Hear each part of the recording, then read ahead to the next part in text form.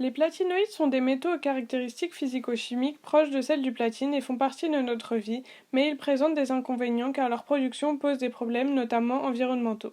Nous étudierons le cas de certains platinoïdes, puis celui de l'or, et nous terminerons par l'abondance des minerais à travers le monde. Tout d'abord, l'iridium est un des éléments les plus denses présents sur Terre et est donc difficile à utiliser en tant que métal pur.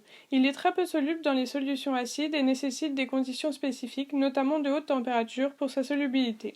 Le palladium, quant à lui, est utilisé dans de multiples domaines malgré les problèmes de santé publique et d'environnement qu'il pose. Sous sa forme métallique, cet élément n'est pas nocif pour les êtres vivants, mais sous sa forme de complexe halogéné, comme le chlorure de palladium, il devient très toxique. Il agit sur les organes et peut provoquer des brûlures et irriter les tissus.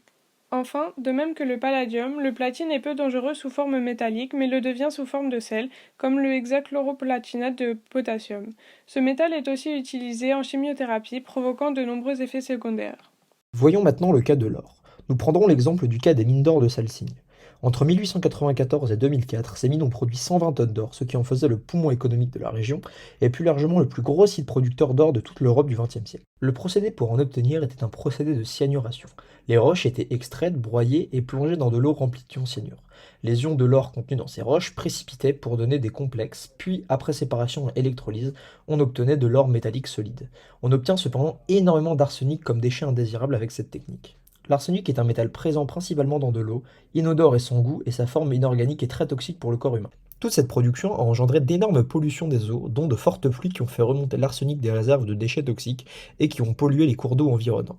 Cela avait pour conséquence de rendre les eaux potables dangereuses à la consommation. Le bilan santé est difficile à estimer, mais on a observé une augmentation de cancers chez les habitants environnants.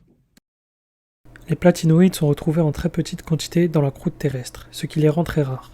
On peut les retrouver dans différents gisements associés à des sulfures de nickel et de cuivre aux quatre coins du monde.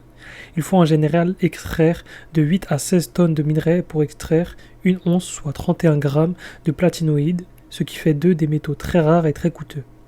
Tout d'abord, l'iridium est produit à 80,9% par l'Afrique du Sud et il y a environ 9 tonnes par an d'iridium miné, ce qui est très faible comparé aux autres platinoïdes que l'on étudie, tels que le platine qui a été produit à hauteur de 145 tonnes en 2020, le palladium lui a été produit à plus de 190 tonnes en 2020, et l'or, qui n'est pas un platinoïde, est beaucoup plus présent dans la nature.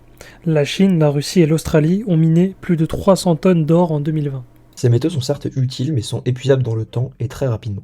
Ils ne sont pas renouvelables à l'échelle humaine et présentent également de gros soucis économiques.